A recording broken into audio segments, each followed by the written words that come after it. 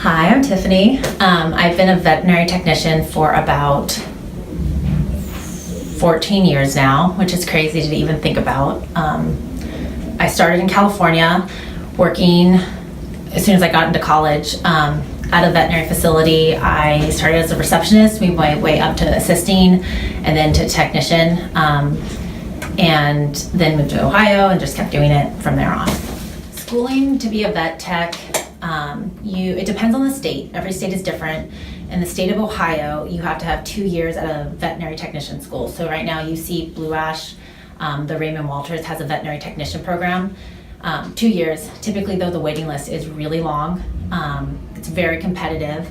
They did have other schools like Brown Mackie, but they lost their accreditation. In California, what I did is I never went to veterinary technician school. I worked doing my undergrad degree and worked at a veterinary clinic at the same time. And in the state of California, you can, depending on how many hours you get, you can just take the test and become a registered veterinary technician, which is what I did. Unfortunately, Ohio doesn't recognize that. They believe that you should go to school for the 2 years in order to become an official licensed or registered veterinary technician. You can still be a non-licensed veterinary technician. A lot of practices do that. It just depends. The pay is better, obviously, if you're registered or licensed.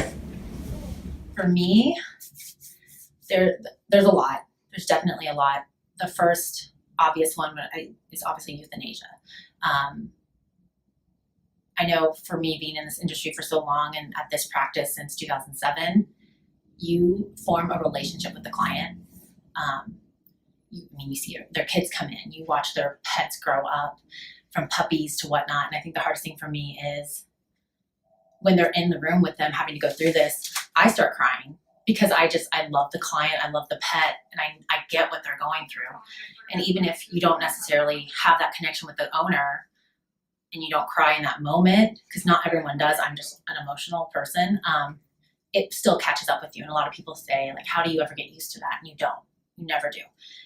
The only thing you do is understand it's part of the circle of life, and they'll be in a better place at that point. I guess another difficult, challenging thing would be having to always remind yourself that this is what I do every day.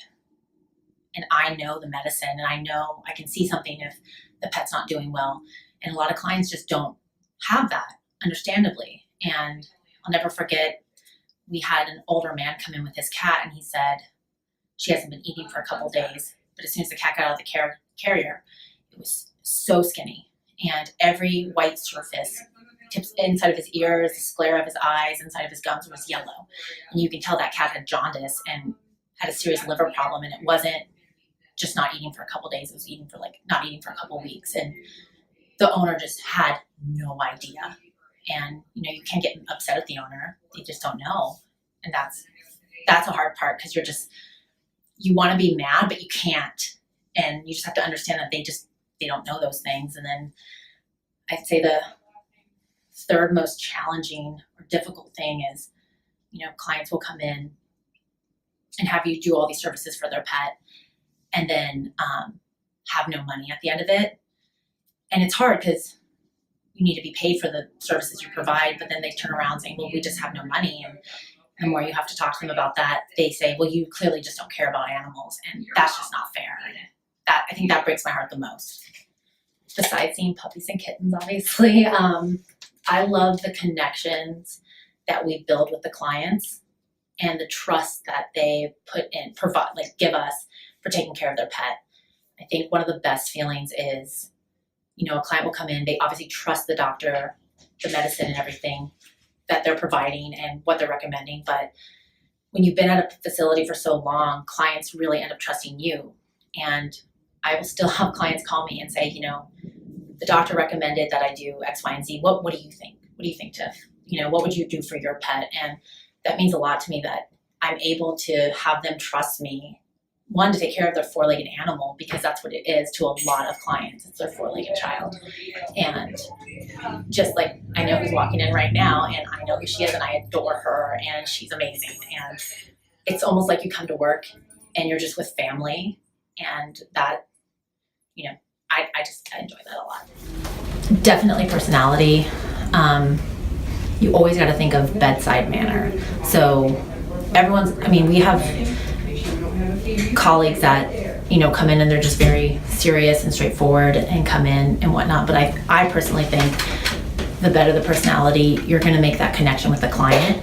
They're going to trust you and talk to you. Just think of when you're at the doctor or things like that. So I definitely think personality.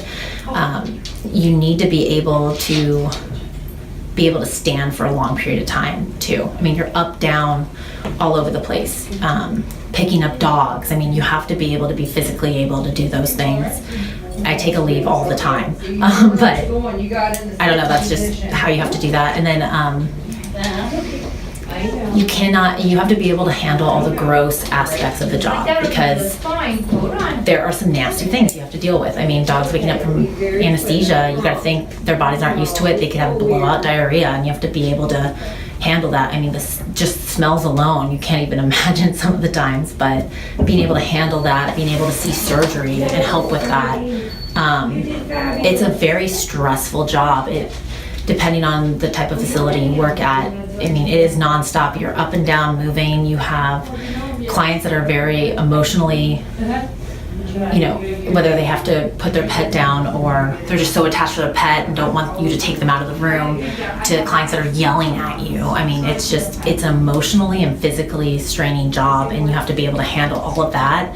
And I think handling all that with a smile on your face is like the best thing you can do, but it's not as easy as people think.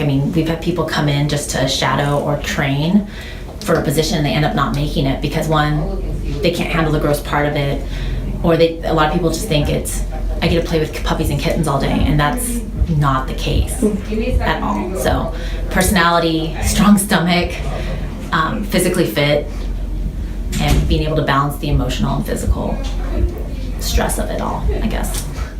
Every day brings something different.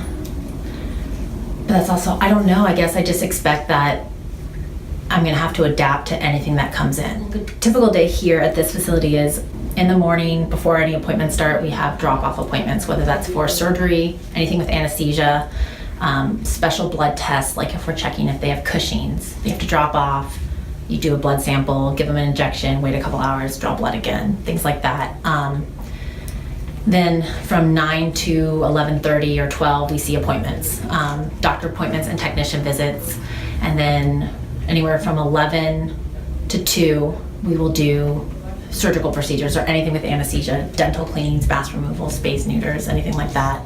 And then a lot of times we don't have a set lunch hour. So a lot of times we are eating right through our lunch. You might have 5 minutes just to down your lunch, just so that you don't get lightheaded, so you can finish the rest of the shift. And then after that, afternoon appointments, usually from 2 to 6 or to whenever we close.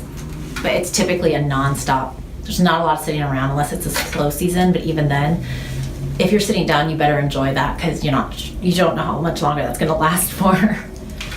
I would say you can learn so much in school, book smarts, things like that, which is great and it's important, but the most you learn, I think, in this field is all personal experience inside the job. You can go to tech school and learn how to put a catheter in, learn how to draw blood, learn how to do a clean an ear, but you're never really going to know how to really do that until a pet comes, because it's not black and white.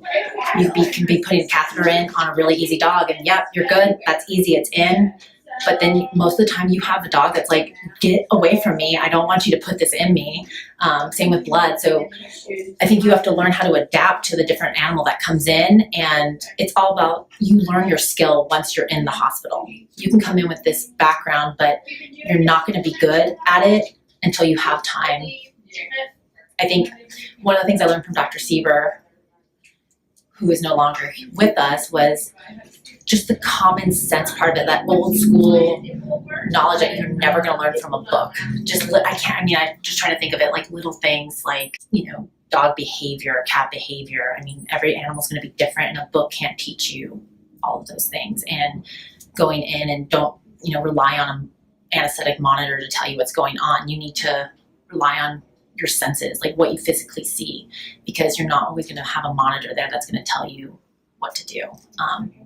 So I don't know, I guess you pick up knowledge from the people who are around you, or like the best way to kind of do something. To draw blood, like they can say, oh yes, this is where the jugular vein is, but it's not always in the same place on every pet.